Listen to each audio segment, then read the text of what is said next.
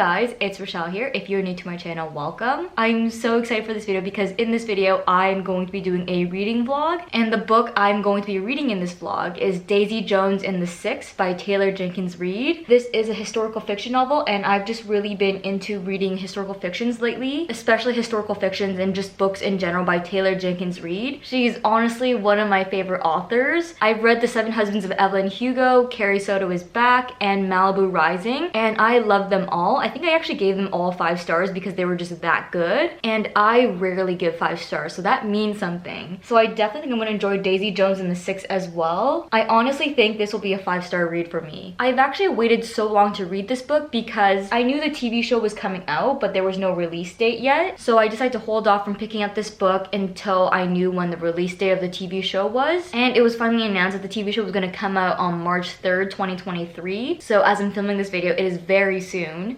Therefore, I am finally picking up this book and I thought it'd be fun to just vlog my experience reading it. Yeah, I just really cannot wait to start reading this book, and I also cannot wait for the TV show as well. This book is about Daisy, a girl coming of age in LA in the late 60s, sneaking into clubs on the Sunset Strip, sleeping with rock stars, and dreaming of singing at the Whiskey A Go-Go. Her voice is getting noticed and she has the kind of heedless beauty that makes people do crazy things. Also getting noticed is the Six, a band led by brooding Billy Dune. As I'm editing this video, I realized I said Billy's last name wrong. It's actually Dunn, not Dune, which is really silly of me, so please ignore the fact that I say Dune. On the eve of their first tour, his girlfriend Camila finds out she's pregnant, and with the pressure of impeding fatherhood and fame, Billy goes a little wild on the road. Daisy and Billy cross paths when a producer realizes that the key to supercharged success is to put the two together. What happens next will become the stuff of legend. I cannot emphasize enough to you guys how excited I am to read this book, so let's just jump right into the reading vlog. But before we do, if you guys haven't already done so, be sure to subscribe to my channel, click the bell icon to stay up to date of when and what I post, and give this video a thumbs up. And without further ado, let's just jump right into reading this book.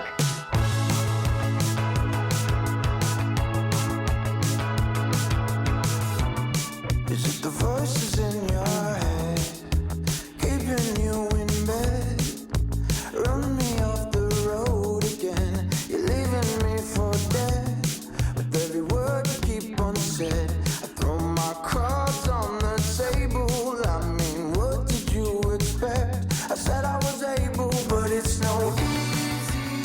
Hello guys, I am 60 pages into the book now. So far, when you first start the book, Daisy Jones and the band The Six haven't met yet. We kind of just get a taste of what Daisy's life was like when she was young, and we also get a little bit of an insight of the two brothers Billy and Graham about their family situation, how they got into music, and how they started their own band. As you keep reading, you find out how Daisy and Billy and Graham developed their name in music and their journey along the way. I really like how Daisy and Billy are kind of similar in a way because they both come from somewhat broken homes, but yet their family situation doesn't define who they are. That to me is just really inspiring. Some of my other first thoughts I have upon starting this book is that this book is written in a very interesting way. It's basically written like a conversation, so each paragraph flips back and forth between different characters. If you've been around my channel for a while, you know that I am a filmmaker, and the way this book is written, it kind of reminds me like a script. The difference is that in a script, you're only reading the characters' dialogue, whereas in this book, I am reading the thoughts of the characters as well as some of the dialogue. I guess what I'm trying to get at is that in a way, it kind of feels like a script because you flip back and forth between the characters so quickly. The writing style in this book is actually something I haven't seen yet in a book. Usually books told from multiple perspectives, they switch between character perspectives every other chapter. So I gotta say, the way TJR wrote this book, it's new and it's different, and I'm actually liking it a lot. Daisy Jones is also such a badass female character. She does what she wants, and whenever someone wants her to do something that she doesn't want, she just says no. She really is a woman who stands up for herself and doesn't let other people control her life. I really admire that about her because I sometimes find it so difficult to do what she does, all because I don't like to disappoint people and I just don't want to let them down. But then there's Daisy who just says no, and it's so easy for her. I think strong, badass female characters is just a common theme in TJR books because pretty much all of her historical fiction novels feature a strong, independent woman, and I'm just so here for it.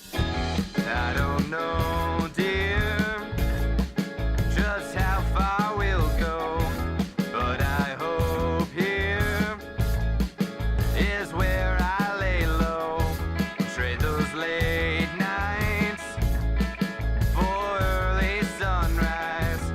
Okay guys, so it is now a little bit later in the day and I've read more of the book. I think I'm about a third of the way into the book. To be exact, I'm 138 pages in. Where I'm at right now in the story, Daisy Jones and the Six have met, and at that time, I just really didn't like Billy. All because he was dealing with a lot of pressure of becoming a father, and that pressure was getting to him, so he just went wild. Honestly, I get what pressure can do to you, but it doesn't mean you need to go the way he went. But when his child is born, he cleans up his act, but I'm just still really not liking Billy. I think what bugs me the most about him is how he likes to have control over everything. I don't know, I just hope that I will start liking Billy a little bit more once I get further into this book. Daisy, on the other hand though, I am absolutely still loving her character. She is actually a force to be reckoned with. While I definitely think 100% that you can call her stubborn at times, I just think sometimes you need to be able to put your foot down, especially as a woman, and Daisy does that. There's also this character named Hank, and he's Daisy's manager, and he's just such a jerk. For spoiler reasons, I'm not going to give you too many details, but he basically wanted something that Daisy didn't want,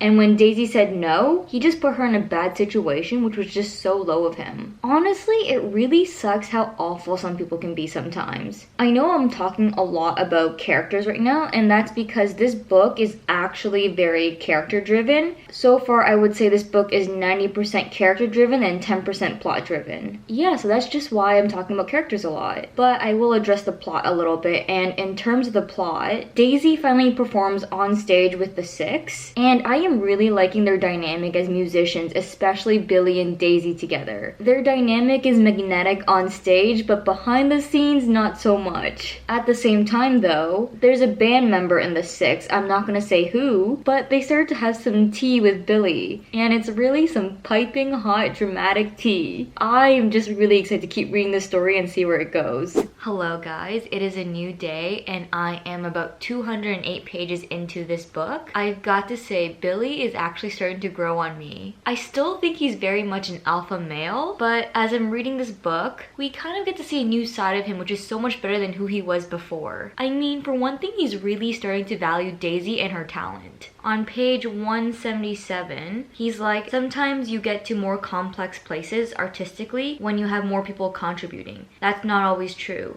But with Daisy and me, it was true. That is honestly something so sweet to say. I can't even right now. What I also really like with this book so far is how the two main characters, Daisy and Billy, kind of have this love-hate relationship vibe going on, but there's no romance to it because Billy is married and he loves his wife and family. At least I hope there won't be any romance to it in the future, because I think it's so common in stories for this type of bond between two people to turn into something romantic. I don't believe this book is classified as a romance novel, so I don't think there will be any chemistry developed between Daisy and Billy, and that would honestly make this story so different from the others, and in my opinion, that's what makes this story better. Also, Mick Riva makes an appearance in this book. If you don't know who Mick Riva is, he is this character from Malibu Rising, another book by TJR. I honestly love how all of TJR's historical fiction novels are all one big universe, and how some of the characters from each of the novels make an appearance in other stories. There's just something so satisfying about reading about a character that's not from the current story, but you know who they are because you've read the book that they are actually from. The last thought I have so far is that I just really like how Daisy is really starting to fit right into the band. The band name Daisy Jones and the Six has a really nice ring to it, and the band dynamic is starting to feel like magic. It's everything right now. I'm gonna continue reading now and I'll update you guys in a little bit. I just finished the next chapter and I may have spoken a little too soon because something spicy is being stirred up. I'm not gonna say much because of spoilers, but it really is tea. I mean, Billy just said Daisy's gotta go over the phone to Graham, and Camila heard that phone call and she just already knows why Billy said that. What is gonna happen next? I don't know, but I need to keep reading.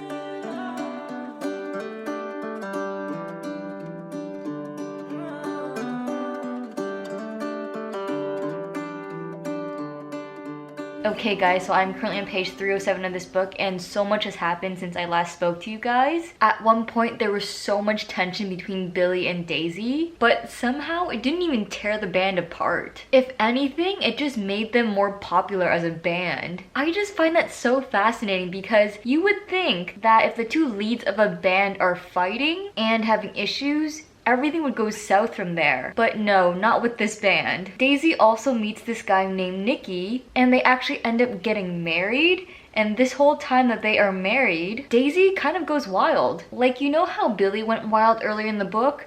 Well, the same thing basically happens to Daisy. And when Daisy finally leaves Nicky, it's like she has her head screwed on straight and things go back to normal for her. I'm really starting to see some similarities between both Daisy and Billy's lives, and I'm not sure if it's intentional, but a big part of me does think it is. And let me tell you why I think that. I'm also kind of gonna give you a little spoiler, just because I can't not address this. But remember when I said there wasn't really any romantic chemistry between Billy and Daisy? Yeah, that's not entirely true now. Nothing happened between them yet, but I guess when you work with someone so closely, feelings are bound to arise. And that's why I think Billy and Daisy's life being so similar is intentional, because sometimes the best dynamic between two people or the best relationships between two people are when both individuals are so much alike. That's just my personal opinion though. I also don't think I've mentioned this in the vlog yet, but two of the other band members, Karen and Graham, I don't think they've established themselves as a couple yet, so I guess they kind of have a friends with benefits situation going on. And Karen just did something and Graham is not happy. I have like 50 pages left of this book. I definitely think I can finish this book by the end of the day, and I'm really excited to see where this story goes because I have absolutely no idea. So let's keep reading.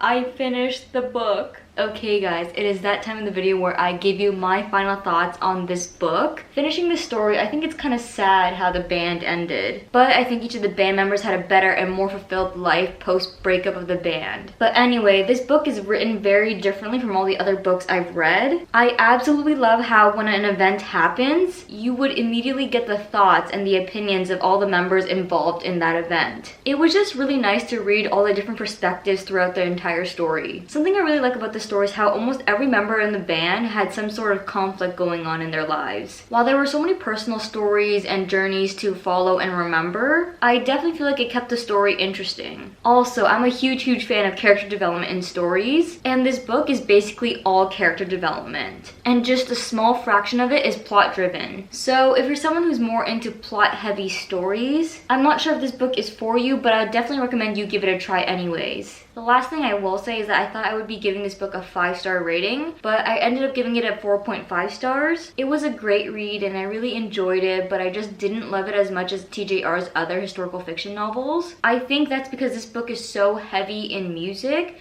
more specifically rock music, and I'm not a huge rock music person. Like in The Seven Husbands of Evelyn Hugo, the story world centers around the film industry and I work in the film industry, so of course I loved every single page of the book. In Carrie Soto is Back, it featured a competitive athlete and I grew up playing a competitive sport as well, so I could connect to the story in a lot of ways. In Malibu Rising though, I don't think I can relate to the story in any way, but I think it was the intricate family relationship that pulled me into the story. And I just love reading stories where the family life is just so complicated. But yeah, with Daisy Jones and the Six though, I just couldn't really connect with the story in any way, but nevertheless, I still enjoyed reading it, and this will definitely be a book that I will recommend to others. Yeah, so if you haven't read this book yet, I definitely say you should give it a try, and if you have read this book, let me know your thoughts about them in the comments down below. I would love to hear what you think. And I guess with that, I hope you guys really enjoyed this reading vlog. Don't forget to give this video a thumbs up and subscribe to my channel if you haven't already done so. And I guess with that, I will see you guys in the next video. Bye! Pull the key out the ignition, run your mouth but I never listen. You hold me back, will never last, keep talking all your shit. Wondering how all this started, you left me broken hearted. You flip my words, yeah this love hurts, keep talking all your shit.